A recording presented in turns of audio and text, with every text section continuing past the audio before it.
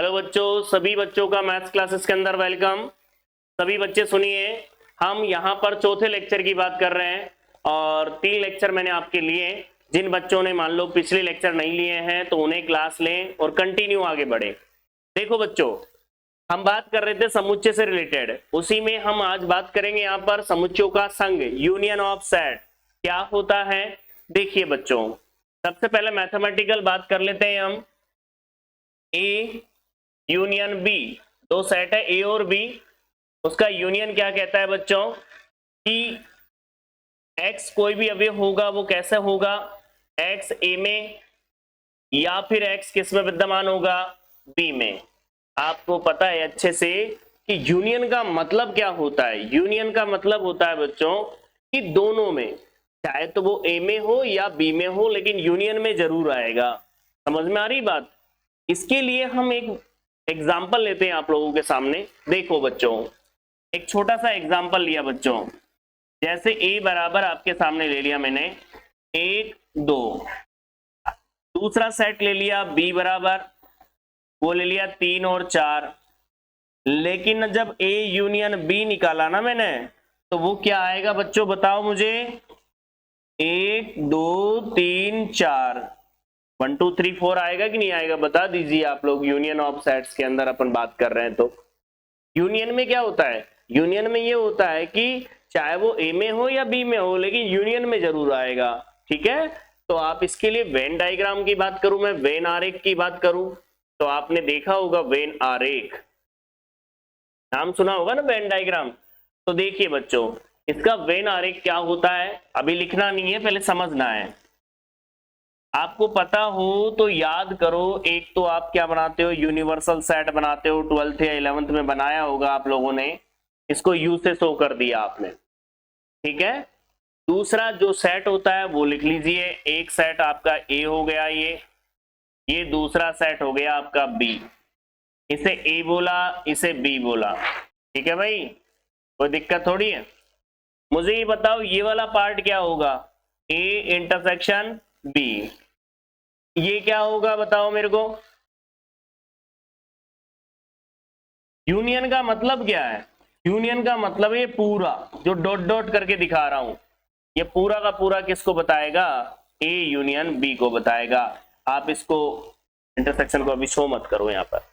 बताइए, चाहे वो ए में हो या बी में हो, हर कोई एलिमेंट किस में होगा, यूनियन में होगा। ठीक है, तो सबसे पहले तो आप देखो ए यूनियन बी जो होता है उसको मैंने क्या कहा कि एक्स ए में है या बी में है। एग्जाम्पल दिया मैंने एक छोटा सा, जिसमें देखो 1 2 3 है, 3 4 है, तो यूनियन में क्या आ जाएंगे, सभी अवयव आ जाएंगे, कोई दिक्कत थोड़ी है। तो सबसे पहले तो आप लोग लिखेंगे डेफिनेशन, तो नोट करें डेफिनेशन बच्चों।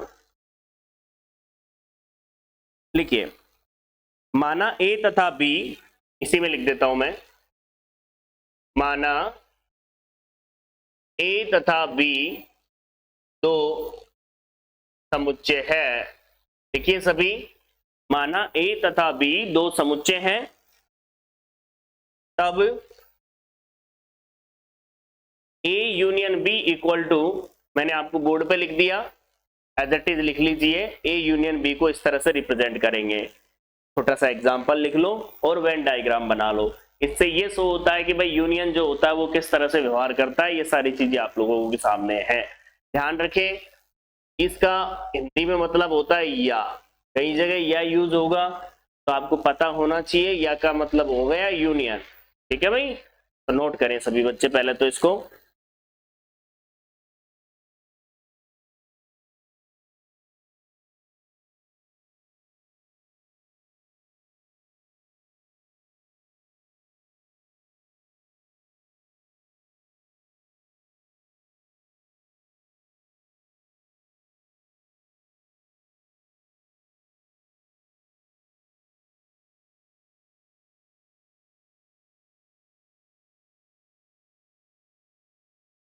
बताइए, चलूँ मैं आगे। अब अगला टॉपिक डालिए बच्चों आप, क्या, इंटरसेक्शन ऑफ सेट्स। अगले हेडिंग डाल लीजिए, इंटरसेक्शन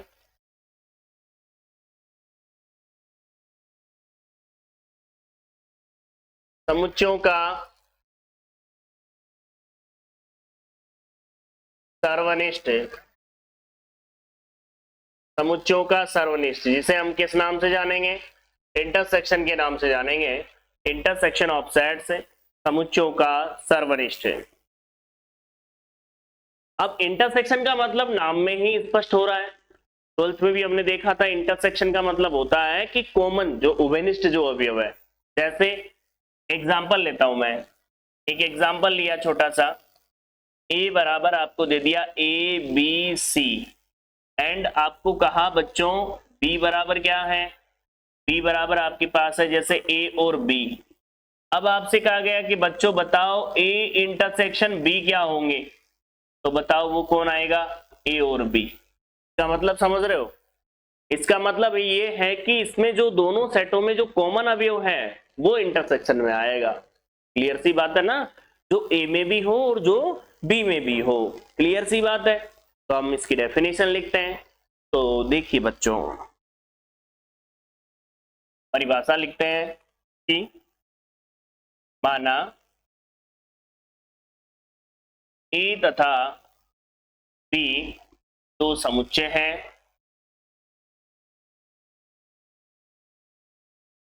तब आपके पास देखिए बच्चों A intersection B equal to कैसे डिफाइन होगा? एक्स अवयव होगा, वो एक्स ए में होगा और किसमें होगा बच्चों? एक्स ए में, एंड एक्स किसमें होगा? बी में। बात को समझना, वो ए में भी मौजूद होगा और वो बी में भी होगा। बात समझ रहे हो? मतलब दोनों में कॉमन एलिमेंट होगा ना, वो इंटरसेक्शन में आएगा। सिंपल सी बात ये है। ठीक है, तो बच्चों यहां पर ध्यान देंगे, यहां समझो, इसका यदि वेन डायग्राम बनाते हैं, वेन आरेख बनाते हैं, तो देखो कैसा बनेगा।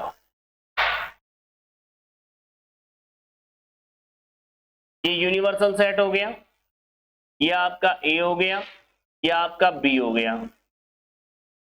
ठीक है भाई,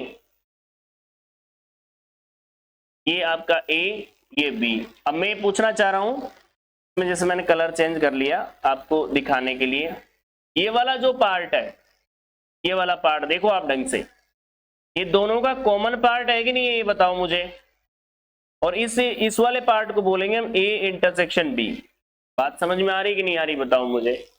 जो अवयव ए में भी हो और जो अवयव बी में भी हो, वो अवयव किस में होंगे? इंटरसेक्शन में होंगे। एग्जाम्पल आपके सामने में लिख देता हूं, एक छोटा सा एग्जाम्पल। ए बराबर 1 2 3 एंड बी बराबर आपको दे दिया मैंने 3। आपसे कहा गया ए इंटरसेक्शन बी, बताइए क्या आएगा? ओनली सी आएगा। बोलिए बच्चों, क्लियर है? कोई डाउट थोड़ी है। तो सिंपल सी डेफिनेशन आई कि यूनियन क्या होता है और इंटरसेक्शन क्या होता है। देखो, इंटरसेक्शन का मतलब, दो सेटों का इंटरसेक्शन का मतलब है वो ए में भी होना चाहिए और बी में भी होना चाहिए, तभी जाकर के वो इंटरसेक्शन में होगा, अन्यथा नहीं होगा। तो मैंने क्या बोला आपसे? मैंने यहां पर बोला बच्चों, पहले ये बोला कि वो x a में है और x किस में है? b में है, तो हर हाल में इंटरसेक्शन में होगा। ये मैंने वेन डायग्राम बना दिया, एक छोटा सा एग्जांपल लिख दिया, तो आप लोग इसे नोट करें बच्चों।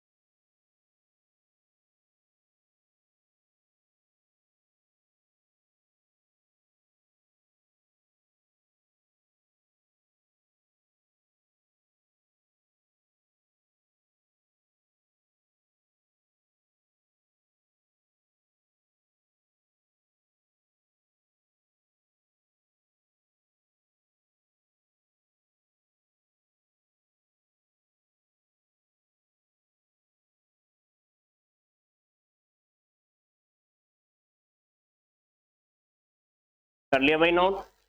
बताइए। कोई दिक्कत है इसमें? तो आपने क्या देखा यहाँ पर? आपने देखा यहाँ पर कि यूनियन क्या होता है, इंटरसेक्शन क्या होता है इसके बारे में। और एक और चीज यहाँ पर ये बात भी आप दिमाग में रखें कि इसे किससे व्यक्त करते हैं हम? और से व्यक्त करते हैं, ध्यान रखना। x a में भी होगा और x किस में होगा? b में। तो वो एलिमेंट किस में होगा? आपका इंटरसेक्शन में होगा। क्लियर है? बिल्कुल कोई डाउट नहीं होना चाहिए आप लोगों को इस चीज का। ठीक है भाई, चलूं? हाँ जी, आप लोग यहां पर ध्यान देंगे। इसके बाद देखिए,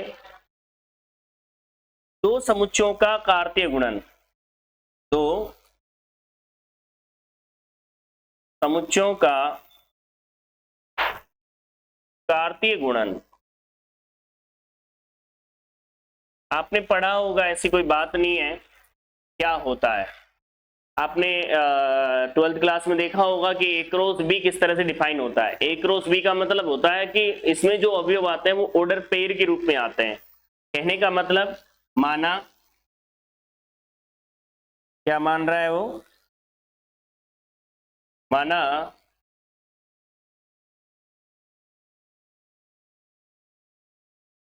ए तथा बी तो क्या है? समुच्चय है। मान लिया हमने कि ए तथा बी क्या दे दिया हमको? दो सेट दे दिए, दो समुच्चय दे दिए। बच्चों एक बात बताओ मुझे, ए क्रॉस बी, तब ए क्रॉस बी डिफाइन कैसे होगा? जैसे ए कोमा बी मान लो, ए कोमा बी, ए किस में होना चाहिए? कैपिटल ए में, और तथा बी किस में होना चाहिए? कैपिटल बी में। आप खुद देखिए पहले और समझिए। माना ए तथा बी दो क्या है? आपके समुच्चय हैं। तो ए क्रॉस बी जो डिफाइन होगा वो ए कोमा बी के रूप में होगा। ए कैपिटल ए में होगा और बी किस में होगा? कैपिटल बी में होगा। मतलब पहला अवयव पहले में और दूसरा अवयव दूसरे में। ध्यान रखना इस बात को। यदि ऐसा लिखा हुआ होता है ना तो ध्यान देंगे, ये क्या होता है? आपको कार्तीय गुणन को व्यक्त करता है। कभी भी अवयव ऑर्डर पेयर के बिना नहीं आएगा, यहाँ पर ऐसा ही आएगा। तो इसे लिख लीजिए आप लोग, ये काम आएगा, ये भी हमारे पास नोट कर लो। दो समुच्चयों का कार्तीय गुणन नोट करें सभी। देखो बच्चों, आपको क्लासें लेनी है, साथ में आपको नोट्स भी बनाने हैं, जिससे आप लोगों को दिक्कत नहीं आए। ये वो डेफिनेशंस है, वो कंसेप्ट है जिससे आप काफी कुछ सोल्व करोगे क्वेश्चंस। तो इसलिए विशेष रूप से आप ध्यान देंगे, समझेंगे।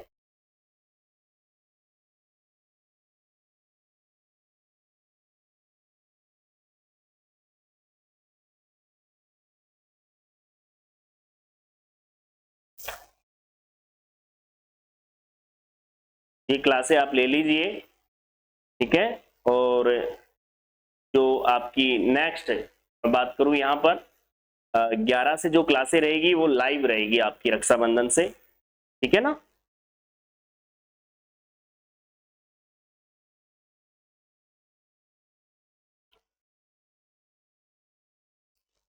नोट कर लिया? चलो मैं आगे। हाँ जी, हम बात करें यहाँ पर, हमने इंटरसेक्शन की बात कर ली। उसके बाद आगे आपने देखा होगा असंयुक्त समुच्चय, डिसजॉइंट सेट। क्या बोलेंगे हम उसको? असंयुक्त समुच्चय। नाम सुना होगा, जिसे हम किस नाम से जानते हैं? डिसजॉइंट सेट के नाम से जानते हैं।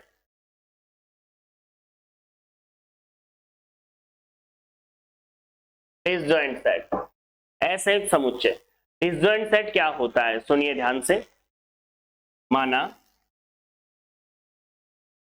ए तथा बी दो समुच्चय है। बच्चों ए तथा बी दो समुच्चय हैं। तो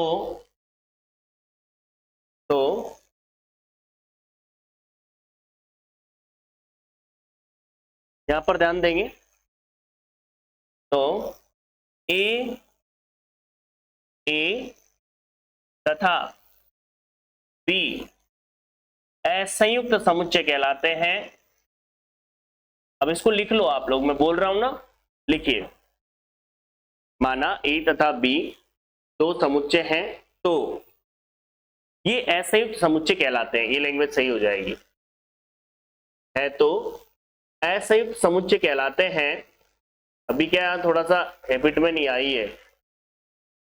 असंयुक्त समुच्चय कहलाते हैं यदि यदि इनमें कोई भी अवयव उभयनिष्ठ न हो। यदि इनमें कोई भी अवयव उभयनिष्ठ न हो। इनमें कोई भी अवयव उभयनिष्ठ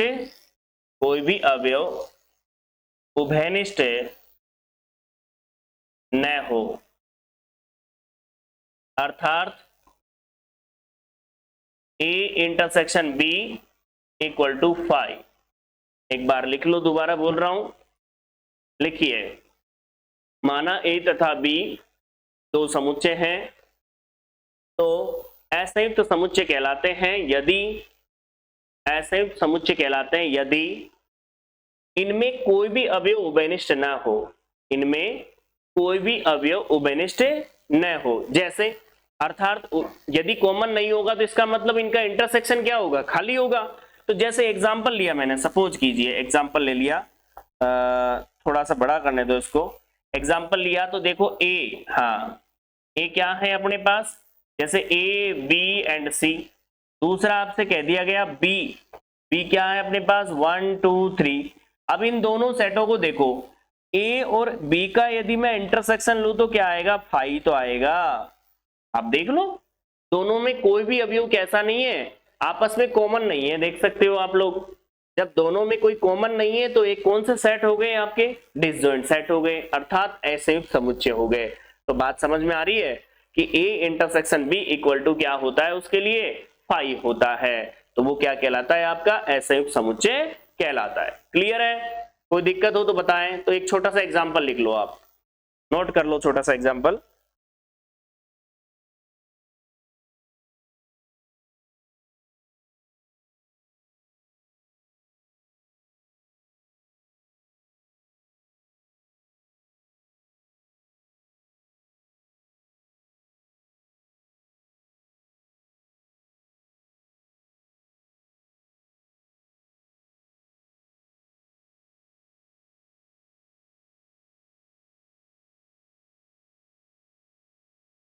चले आगे, हाँ जी भाई आगे बढ़ते हैं।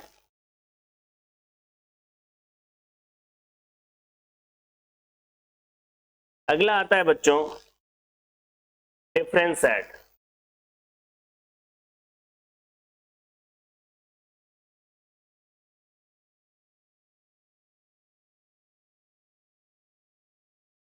याद होगा ये क्या है, समुच्चयों का अंतर। नाम सुना है आपने, समुच्चयों का अंतर, डिफरेंस ऑफ सेट। देखो मैथमेटिकल समझेंगे हम इसको। जैसे मैंने बोला यहाँ पर डेफिनेशन लिखते हैं, तो माना, समझो पहले, माना ए तथा बी दो समुच्चय है। हमने मान लिया बच्चों ए तथा बी दो समुच्चय है, लेट कर लिया। ए और बी क्या है आपके, दो सेट है। बच्चों एक बात बताइए, दो समुच्चय है तो ए माइनस बी बराबर कैसे डिफाइन होगा कि एक्स से, एक्स अवयव ए में तो होगा लेकिन किस में नहीं होगा, x not belongs to B के अंदर। बात समझ में आ रही है? दो समुच्चयों का अंतर है, ए माइनस बी है। अब ए माइनस बी का मतलब होता है बच्चों कि ए जो अवयव है वो ए में तो बिलोंग करेगा लेकिन बी में नहीं करेगा। समझने की कोशिश करना, इसका वेन डायग्राम मैं बना के बता देता हूं तुमको, ए माइनस बी का। इसका वेन आरेख बनाता हूं मैं, फिर और समझ में आएगा। वेन आरेख, तो देखो बच्चों, वेन आरेख की बात करूं तो देखो क्या बनेगा, ये आपका वेन डायग्राम होगा। ये यूनिवर्सल सेट हो गया, ये आपका ए बन गया, ये आपके पास बी बन गया। इसे ए से डिनोट किया, इसे बी से डिनोट किया। अब ए माइनस बी का मतलब, ए माइनस बी का मतलब हुआ क्या, ए माइनस बी का मतलब हुआ ये वाला भाग ओनली रहेगा, बाकी ये बाहर निकल गया, अर्थात बी पूरी तरीके से बाहर हो गया।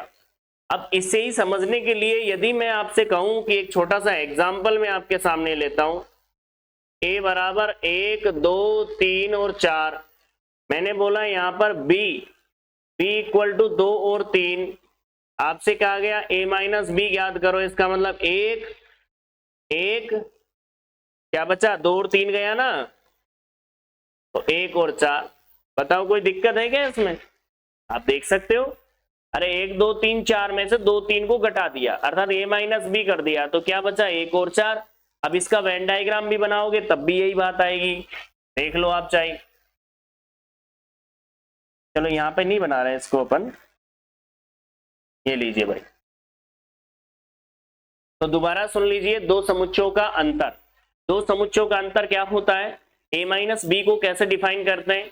a माइनस बी को डिफाइन करने के लिए बच्चों a और b आपके दो सेट है, a minus B equal to क्या लिखा जाएगा, x a में तो होगा लेकिन x किस में नहीं होगा, b में नहीं होगा, क्लियर सी बात है।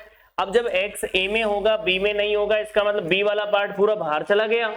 यदि मैं वेन डायग्राम बनाऊंगा तो ये जो डॉटेड रेड लाइन से मैंने मार्क किया है यही पार्ट रहेगा a माइनस बी का, क्योंकि ये वाला भाग क्या शो कर रहा है हमको, ये वाला भाग शो कर रहा है a माइनस बी को। बात क्लियर हो रही कि नहीं हो रही बता दीजिए मेरे को, तो आप इसको नोट कीजिए। साथ में एक छोटा सा एग्जाम्पल भी आप नोट कीजिए, जिस एग्जाम्पल में आप लोगों को क्या शो करना है, a आपको दे दिया, b आपको दे दिया, आपको शो करना था a माइनस बी, तो देखो a में से b चला गया, 2 और 3 चला गया, तो क्या रह गया 1 और 4। एक जनरल एग्जाम्पल दिया है, एक नॉर्मल एग्जाम्पल के साथ आपको ध्यान देना है, आपको केवल परिभाषा पर गौर करना है, हमें परिभाषा सीखनी है और थोड़ा याद रह जाए, इसलिए ऐसे एग्जाम्पल अपन लेकर के चल रहे हैं जिससे आपको एग्जाम्पल के तौर पे याद रह जाता है, तो उस डेफिनेशन को आप समझ पाते हो। ठीक है भाई, नोट कीजिए इसे।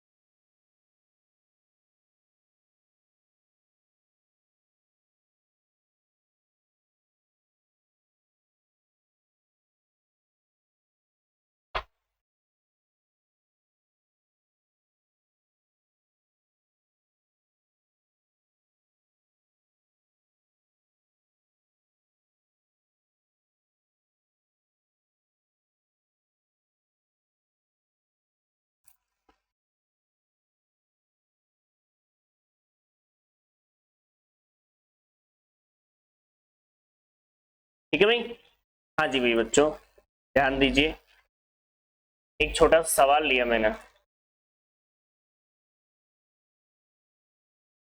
क्वेश्चन नंबर फर्स्ट ले लिया मैंने,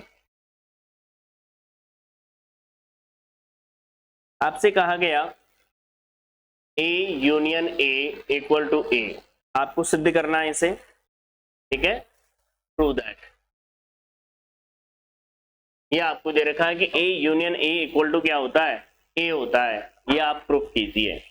ऐसे तो आपने नाम सुना होगा इस नियम का, ये कौन सा नियम होता है, वर्ग सम नियम। कौन सा होता है, वर्ग सम नियम।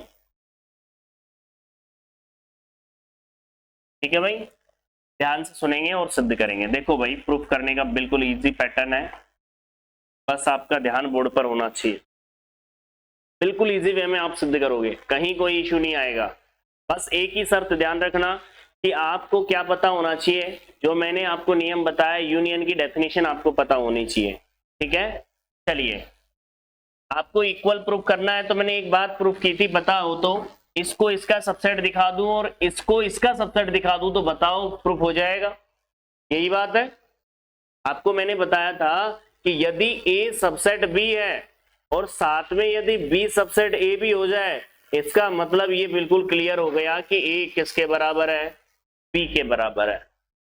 जब भी हम रिजल्ट लेंगे कोई भी, तो ऐसे ही सिद्ध करेंगे यहाँ पर। तो देखिए और समझिए आप लोग, यहाँ पर हम बात करते हैं इस पे। देखो बच्चों, यहां देखिए, मैंने बोला यदि x कोई अवयव है, वो किस में विद्यमान है, A यूनियन A के अंदर विद्यमान है। जो एक्स अवयव है वो किसके अंदर है, ए यूनियन ए के अंदर है। बच्चों इंप्लाइज एक्स यूनियन में है तो एक्स ए में भी है और फिर एक्स किस में है, ए में भी है। मैं नहीं कह रहा ये बात, ये आपको यूनियन की डेफिनेशन कह रही है। आप याद करो ए यूनियन बी कैसे डिफाइन है, एक्स एक्स ए में या फिर एक्स किस में, बी में। ये बात कौन बोल रहा है, यूनियन की डेफिनेशन जो अभी अभी आपने देखी थी और लिखी थी। बोलो क्लियर है। अब सुनो, मुझे बताओ एक्स ए में विद्यमान है ना, या फिर एक्स ए में है, इसका मतलब क्या हो गया, एक्स ए में ही तो है। अरे लिख सकते हो ना ऐसा, मैंने कहा कि एक्स ए में है तो उसको दो बार भी लिख सकते हो आप कि एक्स ए में है तो एक्स ए में या एक्स ए में, कोई इफेक्ट नहीं पड़ेगा।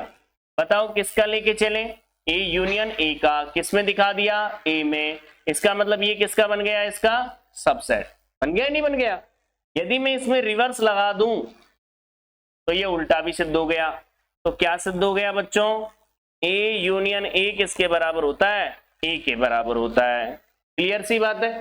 चलो मैं आपके सामने एक एग्जांपल भी लेता हूं जिससे आपको क्लियर और हो जाएगा ये नियम जो सिद्ध किया है वो सही है कि नहीं है। ए बराबर ए बी एंड सी, तीन अवयव ले लिया आपने ए बी सी।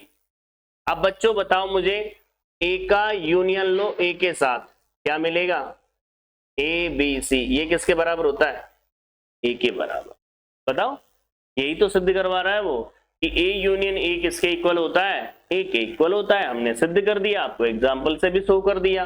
तो पहले इसको नोट कर लो, पहला क्वेश्चन हमने, क्योंकि आपको एग्जाम में सीधा प्रूफ पूछ लिया जाता है तो आपको पता होना चाहिए कैसे हम प्रूफ करेंगे। ठीक है भाई, आराम से लिखिए, बिल्कुल धीरे धीरे धीरे लिखिए, आराम से नोट करो।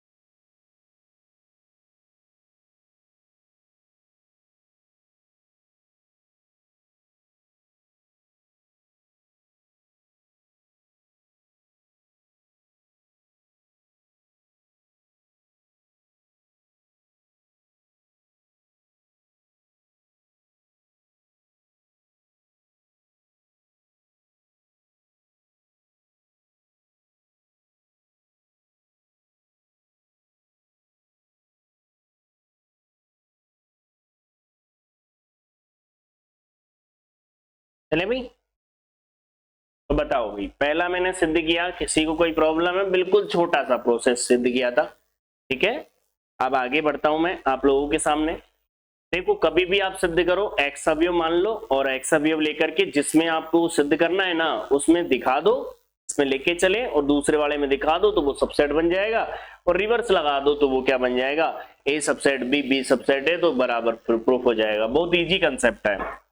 जैसे मैं एक कोई क्वेश्चन लेता हूं आप लोगों के सामने, question number second, A subset N equal C, equation number first.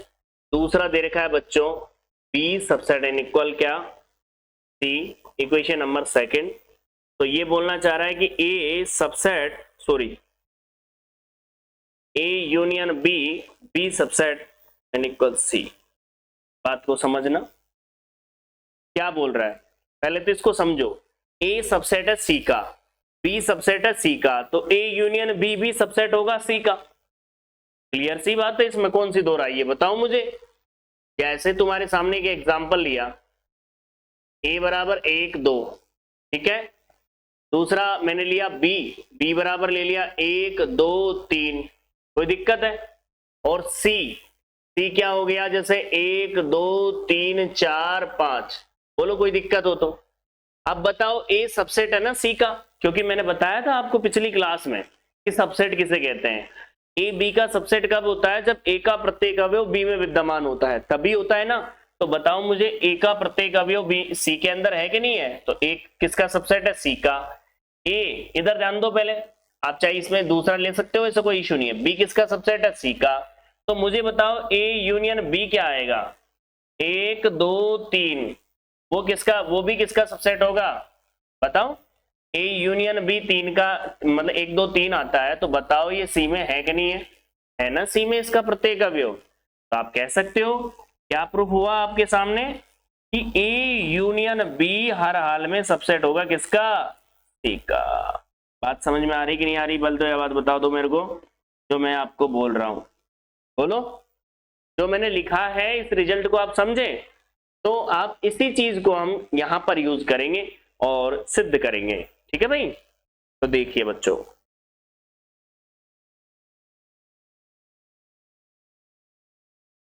बिल्कुल आराम से जीरो लेवल पर चल रहे हैं, एक एक चीज को हम समझते हुए और धीरे धीरे प्रूफ करना सीख रहे हैं। ठीक है?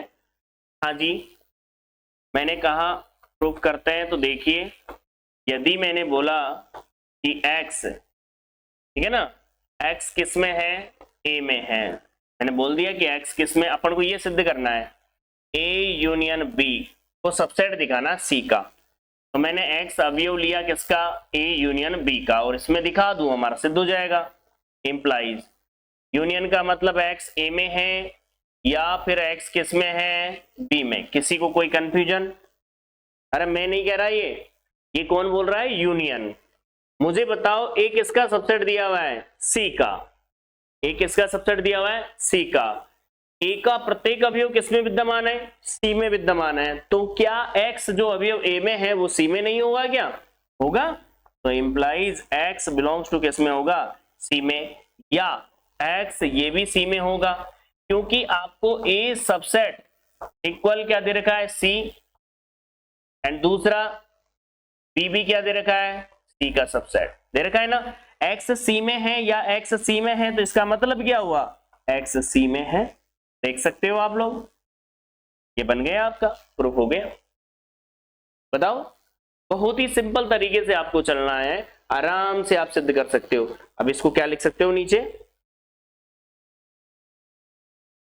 देखिए बच्चों, इसको लिख सकते हो A union B subset N equal C।